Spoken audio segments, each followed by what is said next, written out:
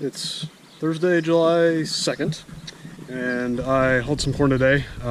We're set up on the 42-foot bin now. That's the only bin that has corn left in it at this point, and got 5 loads hauled to the ethanol plant, which was a fairly busy day. Not too bad a line, so it went fairly smoothly. And then took a little bit of a break to cool off because it's pretty warm and muggy today, and there's no air conditioning in the semi, or it doesn't work, I should say. And the project for the evening here, I've got the sprayer cleaned out of Roundup. So rinse the Roundup out, and we've got broadleaf killer, and I'm gonna go spray some fence lines to kind of try to knock down the broadleaves. So like the ragweeds are a lot of problems in the fence lines around here. Horseweeds is another name for the same plant. But they'll get big and create a bunch of seeds and choke out the grass, and we really want grass in those fence lines to, hold the soil in place and everything.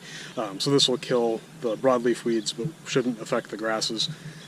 So I'm gonna go spray the farm that's a few miles away first, and then see how much herbicide, or how much spray mixture, I should say, that takes, and then probably we'll do some around this neighborhood either later this evening or maybe tomorrow. Alright, made it over to the farm where we're going to spray the edges. So I'm going to start out just using the spray wand here. Turn on my pump.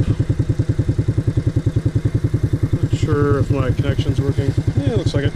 I'll have to flush a little bit of water out, but I'm gonna just use this for the first little bit here.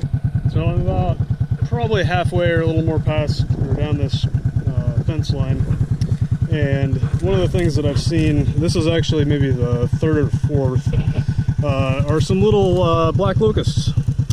So there was some big black locusts in this fence line until 2018, I think, was the first year that we farmed this and cleaned everything up. So clearly thorns. And when you use farm equipment with rubber tires that hold air, thorns are a problem. I'm hoping that I didn't just poke a bunch through the four-wheeler, because I was mostly watching off to the side as I was spraying, and looked back and saw this after I drove over it. Right there's the tire track. So I hope I make it home without a tire going totally flat. Decided to just spray everything with the hand sprayer. This is kind of the stuff that we're trying to knock down a little bit. There's some ragweeds down in there, and then I'm not exactly sure what these things are, but no bueno, I know that.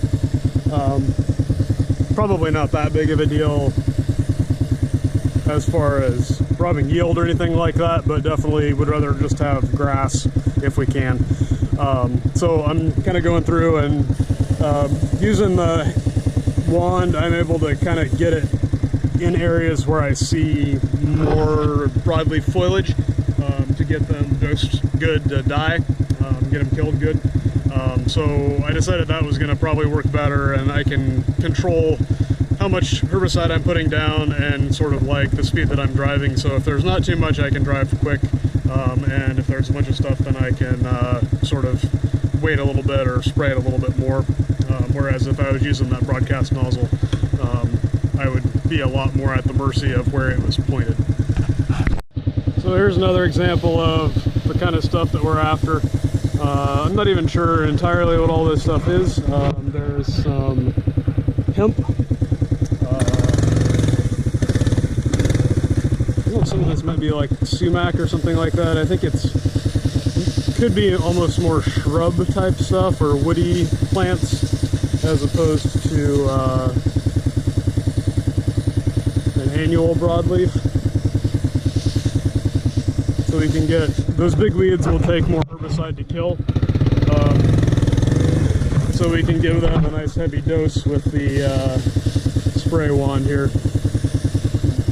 We are getting a little bit of overspray onto the soybeans. I'm really trying to just spray off the soybeans. These soybeans are E3s, which means they're resistant to glyphosate or Roundup, as well as Liberty, glufosinate, and 2,4-D, which technically in list is the version that you can spray on the soybeans.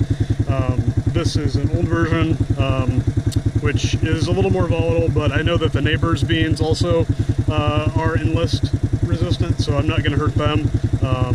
And there's not really anybody too close here that has a garden or anything like that, so I think we should be pretty safe as far as any off-target movement.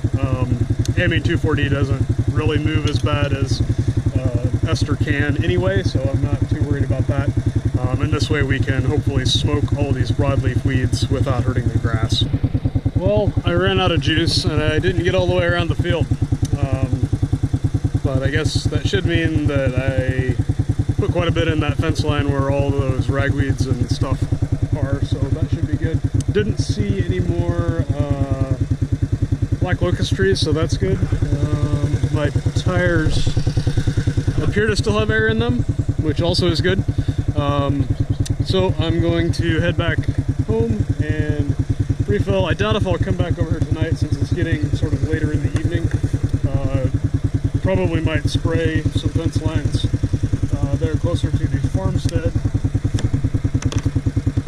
and maybe try to get back over here either tomorrow or sometime next week.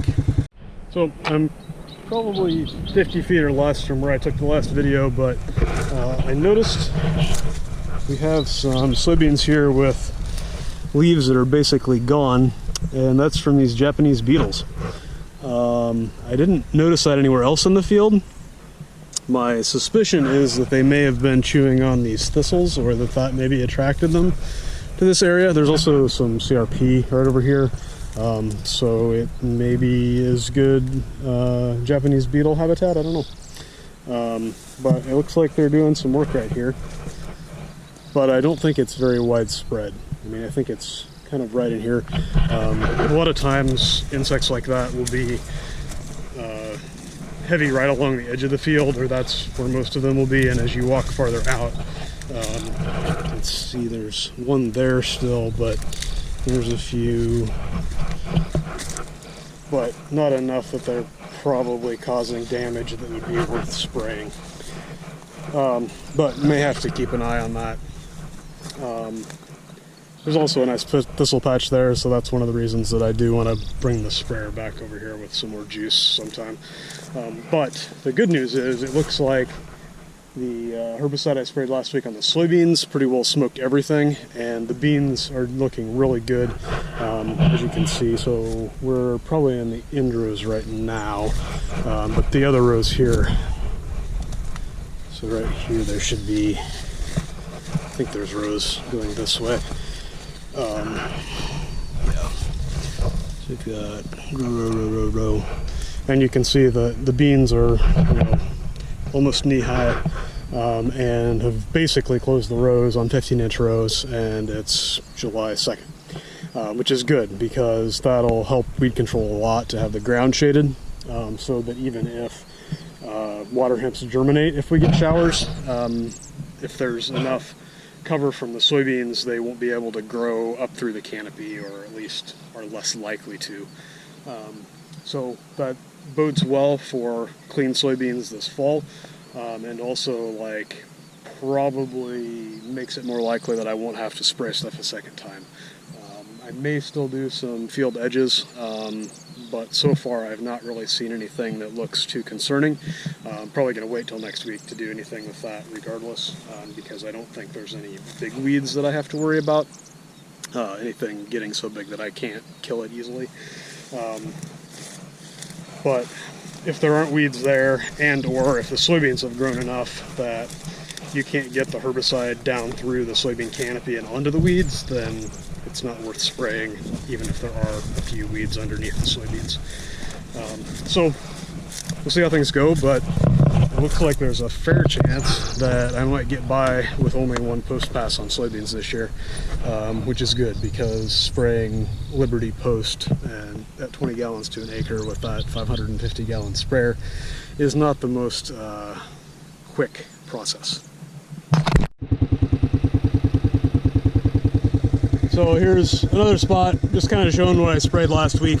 But these are Canadian thistles, usually not the easiest thing to kill, and We probably didn't kill all of them. There's still some green leaves there, but we definitely burn them back pretty good. And that's what we want to see, because as long as we can get them burned back enough that they're not out competing the soybeans and give the soybeans a chance to kind of grow some, that'll, you know, help the soybeans basically block the sunlight from getting to the thistle plants or the other weeds as well, and minimize the impact that those weeds have on the soybean yield.